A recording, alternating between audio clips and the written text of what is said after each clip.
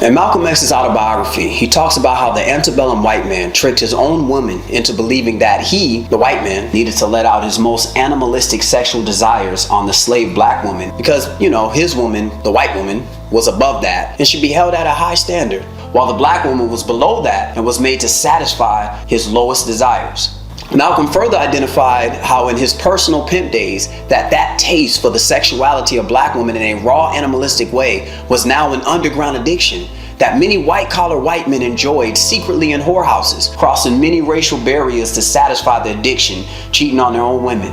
Now, it's no secret that one of the biggest devastating aspects of African American culture is black people's acceptance of white America's historical idea of us, but in a cool, fun way. We're not niggers.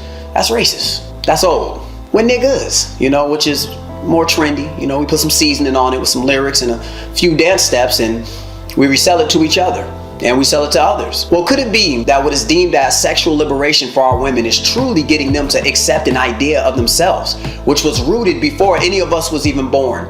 Has America finally perfected in us its idea of the hypersexualized black woman and girls who can meet your most animalistic desires, but most importantly, bust it open and twerk it out with pride?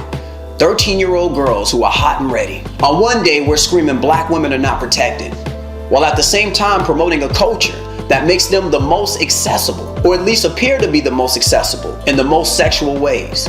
Now, with this subject, the first mistake we can make is to allow the images portrayed of our women to make us believe that all of our women are one way. This can be the farthest from the truth. The next mistake is to ignore the reality that this image is what's most advertised and promoted of our women, and we need balance today. Let's hear a word from our sponsors. It's this new feature film called The Pharaoh Wears Prada. It's groundbreaking. Check it out. A pharaoh who ruled the lands, feared but respected by the people, received the staff of Moses, which transported him 4,000 years into the future. A story of discovery. Where am I? He observes a world he's never known. I think he's my cousin. Touch me. With revelations.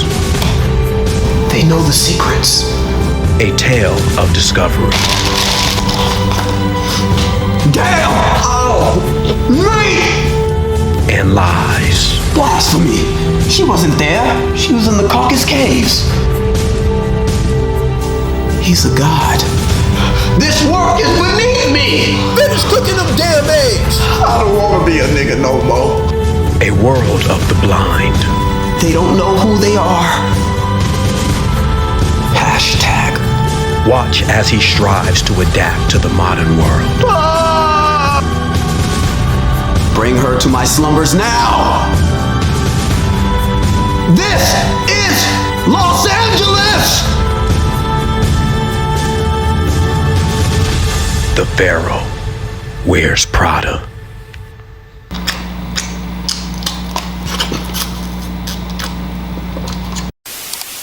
Let's go for it. The evolution of pimp culture became the acceptance of an ideology rooted in sex trafficking and abusive, manipulative control. Is it a coincidence that for hundreds of years it was legal to rape, breed, and trade our women by white America, only to find ourselves exalting pimp ideology in the future?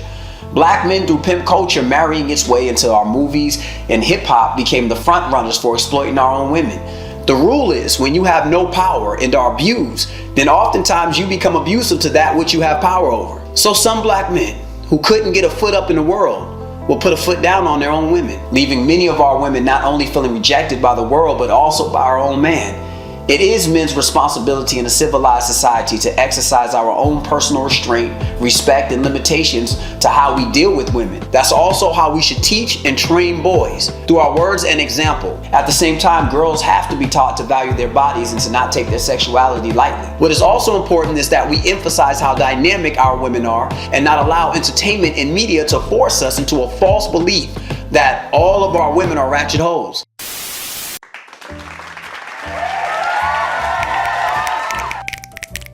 All right, this is my poem. It's called Black Women. What do you need? If you don't like black women, what is it you see? We got all the options. What do you need?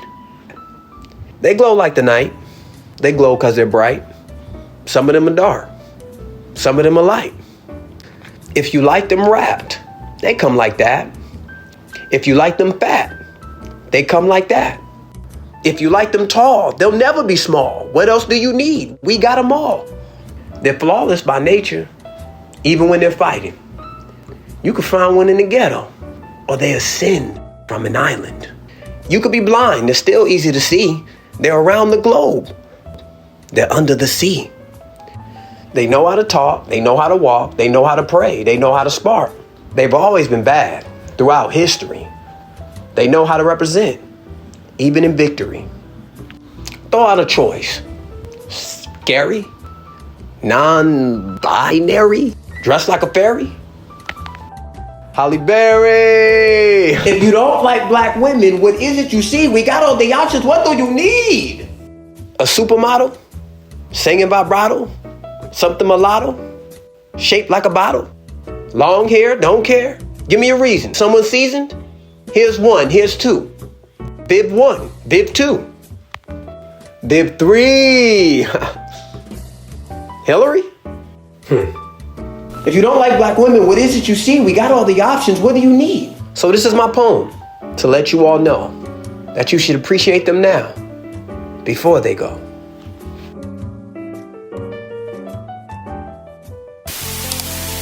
Liberation means the act of setting someone free from imprisonment. There are places where any expression of a woman's sexuality is met with extreme threat, even if she's not being sexual. America's not that place. Black women in America do not need to be liberated from a lack of sexual expression. Black women's image needs to be liberated from a sexual addiction to her body that is as old as America itself and beyond, as those so-called niggers have accepted being called niggas. Some of America's historically sex-trafficked victims are now accepting the idea of being glorified hoes.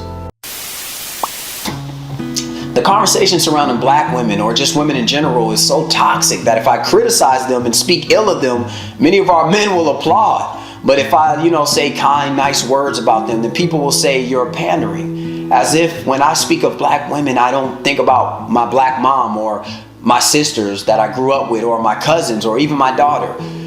Plain and simple, we have to stop reducing the idea or the conversation of our women to our penis.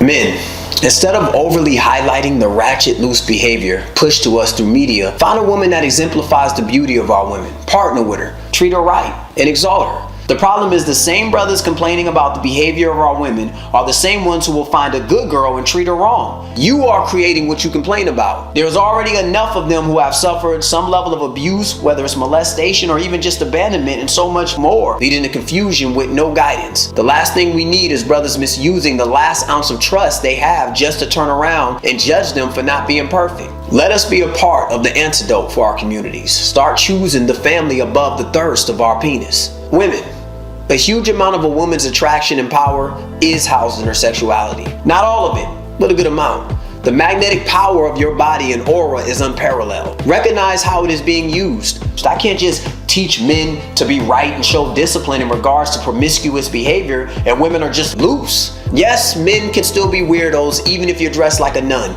Just like car accidents happen when people are sober. That's no excuse to drive drunk. Remember, there is no words from my lips that will overpower the access you give between your hips. Qualify them. This is the show, and I am Marquis Henri.